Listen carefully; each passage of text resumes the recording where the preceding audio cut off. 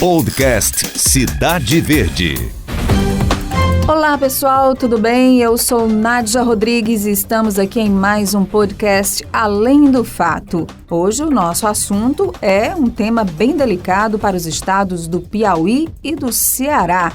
A gente vai falar sobre a área de interesse dos dois estados, considerada ainda de litígio e que envolve cerca de 20 cidades na disputa de terras entre os dois estados. Disputa essa que é centenária e que surgiu após a publicação de um decreto imperial datado de 22 de outubro de 1880. Esse decreto alterou a linha divisória das duas, então, províncias. E aí, em 1920, sob mediação do presidente Epitácio Pessoa, os dois estados assinaram um acordo arbitral, com a previsão de que o governo da República mandaria engenheiros de confiança para fazer um levantamento geográfico da região, o que nunca acabou acontecendo. Existiu um levantamento feito pelo IBGE, que para o Ceará prevalece até hoje. O caso agora está nas mãos do Exército, que vai realizar perícia técnica por determinação do Supremo Tribunal Federal a partir de uma ação da Procuradoria-Geral do Estado do Piauí. Nós conversamos com o procurador João Batista de Freitas Nunes, que também teve atuação no conflito de terras entre o Piauí e Tocantins. Esse conflito já foi concluído depois de uma intensa batalha judicial que demorou 18 anos. E nós perguntamos ao procurador João Batista sobre as chances do Piauí, nesse caso com o Ceará, de ter os municípios de volta à condição geográfica do estado do Piauí. Foi firmado um acordo entre Piauí e Ceará no começo do século passado. Esse foi feito um acordo e se fixou como um divisor de águas da Serra da Ibiapaba, o limite. O divisor de água é o ponto mais alto da serra. Esse documento ele está lá nos autos, foi assinado pelo Ceará e assinado pelo Piauí. E foi feito um decreto, né, o decreto 3.012 de 1880, a delimitação dessa área, né? E o Ceará, como nunca ninguém foi no campo colocar, o Ceará veio invadindo ao longo desses 200 e tantos anos, de tal modo que nós precisamos entrar na justiça, né? Então, o principal documento é o convênio arbitral, que foi firmado pelo Piauí e Ceará, no Rio de Janeiro, pelos delegados do Piauí e Ceará no Rio de Janeiro, e esse convênio arbitral fixou como divisor de água isso em 12 de julho de 1920. Fixou o divisor de água da Serra da Ibiapaba como o limite dos estados, ou seja, o ponto mais alto. A água que desce para o Ceará é terra do Ceará, a água que desce do Piauí é terra do Piauí. Bom, o Piauí fez um depósito de 6,9 milhões de reais para a realização da perícia técnica sob o comando do Serviço de Cartografia e também do Departamento de Ciência e Tecnologia do Exército Brasileiro. Essa perícia foi autorizada em abril pela ministra Carmen Lúcia do Supremo Tribunal Federal. 7 municípios do Piauí encontram-se em litígio com o Ceará. A primeira área tem 217 quilômetros quadrados e fica entre Luiz Correia e Cocal e os municípios de Granja e Viçosa, no Ceará. A segunda tem 657 quilômetros e se situa entre Cocal dos Alves e São João da Fronteira. No Ceará, a área está entre os municípios de Viçosa, Tianguá, Ubajara, Ibiapina, São Benedito e Carnaubal. E a terceira área de 2.000 quilômetros passa pelas cidades de Pedro II, Buriti dos Montes e São Miguel do Tapuio. Do lado do Ceará, por Guaraciaba do Norte, Croatá, Ipueiras, Poranga, Ipaporanga e Crateús. A Assembleia Legislativa aqui do Piauí tem uma comissão de estudos territoriais que está acompanhando esse caso bem de perto. O deputado estadual do PT, Franzé Silva, é o coordenador dessa comissão. E ele acredita que o Piauí tem boas chances de recuperar áreas consideradas hoje do estado do Ceará. Mas o que de fato está em jogo para os dois estados? Essa questão do litígio das terras entre o Piauí e o Ceará, que vem desde a época do Império, vai trazer muita riqueza para quem ficar definitivamente com essas terras. Hoje, essas riquezas estão sendo incorporadas ao PIB do estado do Ceará. São importantes terras que vão desde a exploração do turismo, da questão da produção de energia eólica e solar, a questão de minérios em toda a extensão, a questão da produção de hortifruti e granjeiros. São municípios hoje incorporados ao mapa do Ceará indevidamente.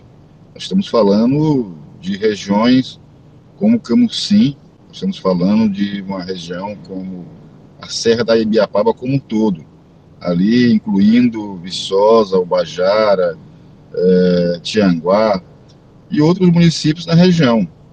Na realidade, talvez não seja incorporado um município integralmente, mas são mais de 3.000 quilômetros quadrados, que é a área de litígio estabelecida desde o ano de 1880, e isso precisa ser definido agora nessa perícia do Exército.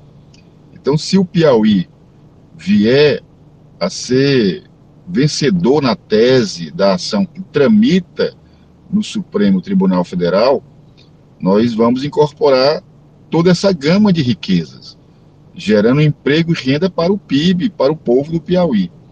Acredito de forma muito forte na vitória da tese do Piauí, por uma questão muito simples. Estamos subsidiados por muitos documentos históricos, por muitos mapas cartográficos da época do Império, da época da República, da Primeira República, que mostram que o Piauí já era proprietário dessas terras e que ficou a ser definido agora nesse processo que tramita de forma definitiva no Supremo Tribunal Federal. Não tenho dúvidas nenhuma de que o Piauí vai ser justiçado, porque quando a gente fala nessa questão do litígio, nós achamos uma injustiça que historicamente foi feito. O Piauí ficou de fora da produção dessas terras e o Ceará se apropriou como terra cearense fosse. Era uma área que teria que estar indefinida. E hoje nós, através dessa ação, vamos ter o resgate da justiça, colocando o Piauí como proprietário de boa parte, se não todo o período ali dessa área de 3.000 quilômetros quadrados que nós estamos hoje nessa ação, buscando fazer com que o Piauí não continue sendo lesado na sua economia, na sua produção de riquezas. A Procuradoria-Geral do Estado do Ceará considera que, abre aspas, a via conciliatória sempre deve ser buscada. Entretanto, neste caso, o Estado do Ceará entende que as definições do IBGE devem ser adotadas, não havendo objeto de litígio, mas sim uma verdadeira insurgência do Piauí sobre uma questão devidamente consolidada, fecha aspas, foi o pronunciamento da Procuradoria-Geral do Estado do Ceará através de nota. O geógrafo piauiense da Universidade Federal do Piauí, Eric Melo, também acompanha a disputa de terras entre Ceará e Piauí. Olá, Nádia Rodrigues. Olá a todos que escutam Além do Fato. Fico muito feliz em participar e contribuir com essa questão de litígio. E eu espero esclarecer algumas coisas sobre essa questão. Primeiro, a gente precisa entender onde está esse litígio. Esse litígio se concentra em 3 áreas sobre os planaltos da Ibiapaba. E essas áreas, o tamanho preciso, ele varia. Na década de 70, essas áreas representavam 1.700 quilômetros quadrados. Os estudos mais recentes dizem que essas áreas representam 3.200 quilômetros quadrados. Isso significa que as áreas de litígio estão aumentando. Estima-se que aproximadamente 8.000 famílias estejam nessas áreas, mas é possível que há um número bem maior. É importante entender sobre essa questão de litígio, que essas áreas em litígio elas pertencem ao Piauí. Os documentos históricos apontam isso, e eu posso citar 4 documentos que apontam isso. O primeiro é a Carta Donatária, Tempo das Capitanias Hereditárias, de 1535. Esse documento ele aponta que os limites do Ceará, no oeste, seria o rio Camucim e a Serra da Ibiapaba. Na época, o Piauí ele não existia, ele foi desmembrado do Maranhão. Então, os limites do Ceará e do Maranhão seria o rio Camucim e a Serra da Ibiapaba. Pouco tempo depois, pouco mais de um século, uma carta régia de 1697, ela recua um pouco o litoral do Piauí, do que seria o Piauí, e estende mais o território do Ceará até o rio Timonha. Por acaso, hoje, esse território do Ceará já se expandiu mais, tanto é que Chaval era um município do Piauí e hoje é um município do Ceará. E um outro documento é o Mapa de Galluce, de 1760, que ele tem uma riqueza de detalhes incríveis sobre a área de litígio, e ele, não só sobre a área de litígio, mas sobre o Piauí, e ele serve como uma referência para compreender o que era realmente o território do Piauí. Por fim, o último documento é o Decreto Régio, de 1880, que ele divide o Piauí do Ceará pelas vertentes. Nós temos aquele episódio da troca, onde o Piauí cede para o Ceará Crateús, e recebe amarração. No entanto, essa palavra troca, ela é um equívoco, ela é um erro muito grande e grave, porque não foi uma troca. Na verdade, o Piauí ele sempre teve o seu litoral, a literatura aponta isso, os documentos históricos apontam isso, incluindo esses que eu acabei de citar, e houve uma invasão nesse litoral piauiense. O decreto de 1880 foi justamente uma tentativa do Piauí de reaver esse território. Após o decreto Régio de 1880, o Ceará ele ganhou essas áreas de Crateús e Independência, que outrora Crateús era chamado de Príncipe Imperial. Cumpriu-se essa parte do acordo, recebeu essas terras e devolveu o litoral de amarração, que hoje ali escorreia, para o Piauí. No entanto, não se cumpriu a divisa estipulada no decreto, das vertentes, o que seria Piauí e o que seria Ceará a partir das vertentes da Ibiapaba. E daí surge a questão de litígio que nós conhecemos hoje.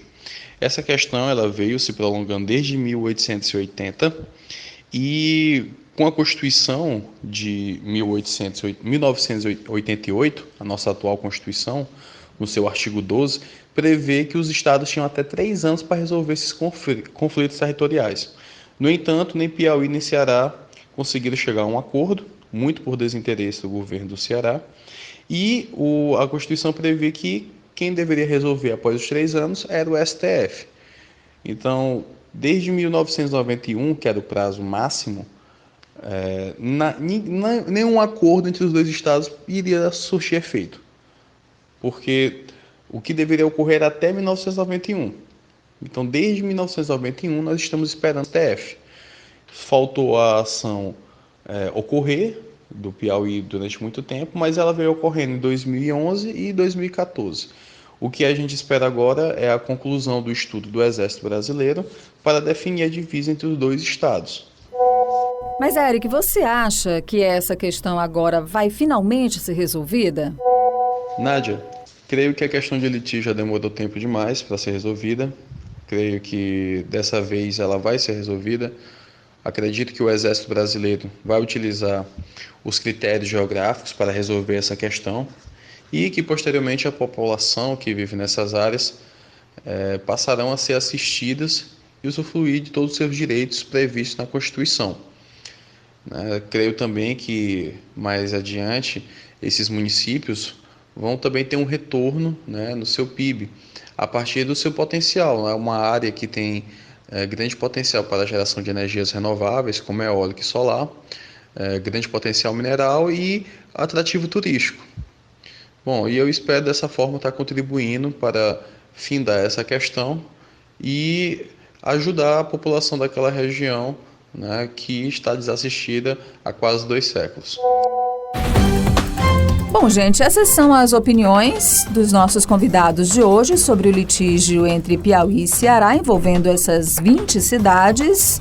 Pelo que a gente ouviu e já viu até agora, é algo que deve demorar algum tempo até que o Exército conclua esse trabalho e que essa definição seja levada em conta para, quem sabe, uma reordenação geográfica dos municípios em questão dos 2 estados. Além do fato, trouxe hoje mais informações sobre esse litígio, esperando contribuir com as interpretações dos nossos ouvintes e esperando os próximos capítulos dessa novela que remonta aos tempos do Império. É isso, então a gente se encontra no nosso próximo podcast Além do Fato. Até lá!